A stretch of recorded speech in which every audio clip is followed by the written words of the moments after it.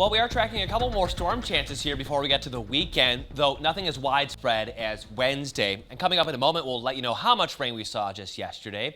And since we have more intermittent dry time and a little bit of a sunnier setup, I do expect temps to climb. Compared to the low 70s we reached on Wednesday, we'll all get to the upper 70s and low 80s today. So a much more summer-like feel out there with a high of 80 in Madison, Monroe, and Mineral Point, up to 79 in Montello and Fond du Lac, 80 for Janesville, 83 in Prairie du Chien. A little lingering moisture out there, triggering some fog, especially farther west. You're down to 3/4 of a mile visibility in Monroe and Viroqua, 2 miles in Mineral Point, 5 miles in Platteville, 3 miles in Baraboo. So again, some of the valley locations of the driftless area are seeing that fog that could impact travel. The rest of us should be fine this morning. How much rain did we pick up? Check this out. Everyone got at least a ½ inch yesterday, so that's great news. But a lot of us closed in on 1 to 2 inches, including the Madison region up towards Sauk Prairie and southwestern Wisconsin too. From Cuba City back towards Cassville got a beneficial round of showers too, to be a little bit heavier than much of the rest of the area.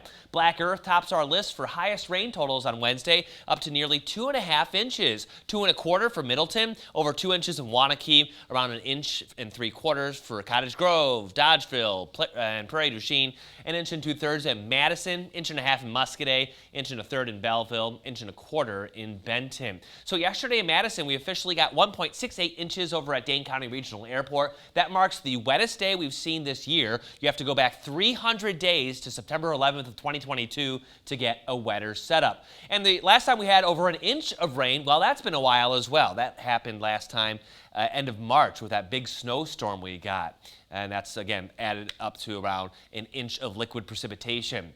So here's clouds and radar over the past 24 hours showing that significant storm system bringing us widespread rainfall. And then down to the south, heftier storms that turned severe in parts of northern Illinois. You can see one cluster in the morning and then that final cluster causing for those tornadoes to touch down in the Chicago area. Right now, 5 officially reported, including 1 near O'Hare, 1 near Midway. So a scary sight yesterday evening, now a quieter scene as we get through the rest of today. And you can see, again, a lot of dry real estate to the west, with just a couple storms firing up in the Dakotas and Nebraska, still indicating a semi-unsettled weather pattern. And I do think we have a couple more storms to go, maybe even later today. Let's see it here on Future Track. Well, check this out. As we get towards around noon to 4, we'll see a cluster of isolated showers and storms firing up in the Driftless and Cooley region. They'll reach Madison if they get there by around 6 o'clock or so, and then exit later this evening with another round of showers and storms possible as we look late tonight after midnight, and then an isolated storm chance on Friday during the day. A couple more storms are possible as we look at Saturday as well, with a drier setup as we get towards later on Sunday. So still a chance for more storms, just nothing as widespread as yesterday.